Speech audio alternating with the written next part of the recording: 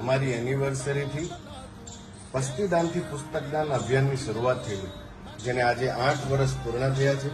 અને આપ સૌ લોકોએ જે પસ્તીદાન કર્યું એનાથી 1.25 લાખ નોટબુક અમે બનાવીને જરૂરિયાતમંદ વિદ્યાર્થીઓ સુધી પહોંચાડી છે.